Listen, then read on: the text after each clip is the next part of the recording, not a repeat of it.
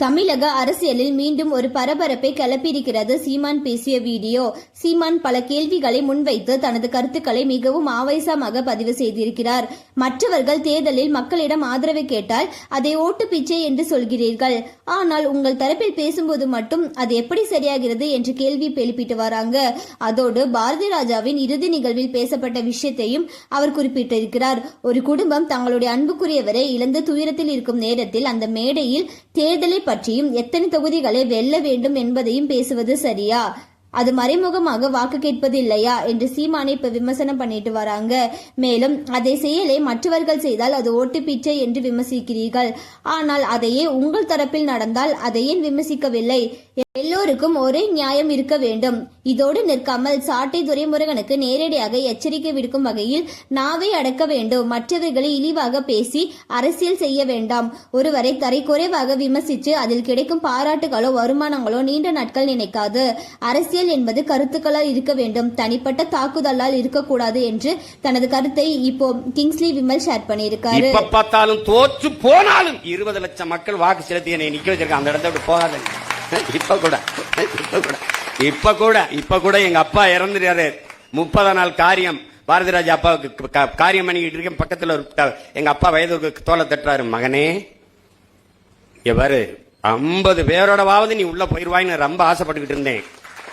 நடக்கல, விட்டுறாதரா. இந்த இடைத்தேர்தல நின்னாவது உள்ள போயிரு, நீ போயிரு எப்படியாவது அப்படின்றாப்ல.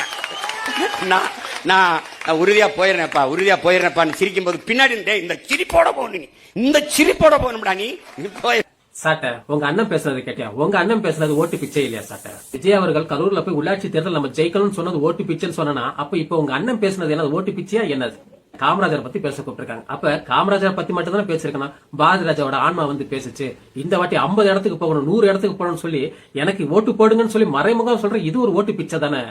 சாட்ட இறந்து போன பாரதி ராஜாவை வச்சு அவரோட ஆன்மா வந்து பின்னாடி சொல்லுச்சு அப்படின்னு சொல்லி கேட்கறதும் ஒரு ஓட்டு பிச்சை தானே? சாட்ட இதுவும் மறைமுக ஓட்டு பிச்சை தானே? சாட்ட சில மக்களுக்கு புரியாம இருக்கலாம், என்னடா சீமான் பேசுறதுக்கு எதுக்கு நான் சாட்டையை கேள்வி கேட்கிறேன்னு. அதுக்கு இந்த வீடியோ பாருங்க.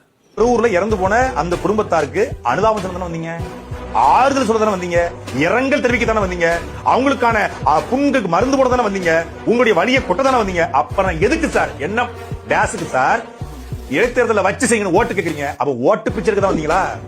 ஓட்டு பிச்சை எடுக்கத்தான் இந்த கரூர் விஷயத்தை பேசுறீங்களா? ஓட்டு பிச்சை எடுக்கத்தான் அனுதாபம் தேடுறீங்களா? ஓட்டு பிச்சை எடுக்கத்தான். இப்ப எல்லாருக்கும் புரிஞ்சிச்சா? சாட்ட நாவ அடக்க தேவை, அதாவது நாக்க அடக்கி வச்சிருக்கணும். அதை விட்டுட்டு நீங்க கேட்டா வந்து மக்கள் கிட்ட நாங்க வந்து பேசுறது, ஆனா மத்தவங்க கேட்டா பிச்சை. அது என்ன சாட்ட? உடக்கே தெரியலையா எவ்வளவு கேவலமா மட்டமா நம்ம இவ்வளவு நாள் வாழ்ந்துகிட்டு இருக்கிறோம், நம்ம ஒரு ஈன பிறவியா வாழ்ந்துட்டு இருக்கோமே அப்படின்னு சாட்டைக்கு புரியலையா? அடுத்தவங்க மட்டமா பேசி அதுல வர்ற காசுல நம்ம சாப்பிட்டு இருக்கோமே அப்படின்னு சொல்லி கொஞ்சமாவது யோசிக்கணும்ல சாட்ட. திருப்பியும் சாட்டைக்கு நான் சொல்றேன், நாவடக்கம் தேவை சாட்ட. இந்த வீடியோ வெளியாகி சில மணி நேரங்களிலே சமூக வலைதளங்களில் வேகமாக பரவப்பட்டு வருது.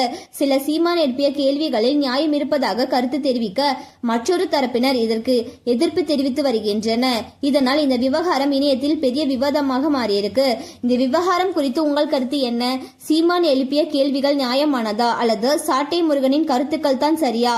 நீங்க என்ன நினைக்கிறீங்க? உங்களோட கருத்தை கமெண்ட்ல சொல்லுங்க. மேலும் இந்த மாதிரியான ட்ரெண்டிங்கான அப்டேட்ஸ்க்கு நம்மளோட சேனலை சப்ஸ்கிரைப் பண்ணிக்கோங்க.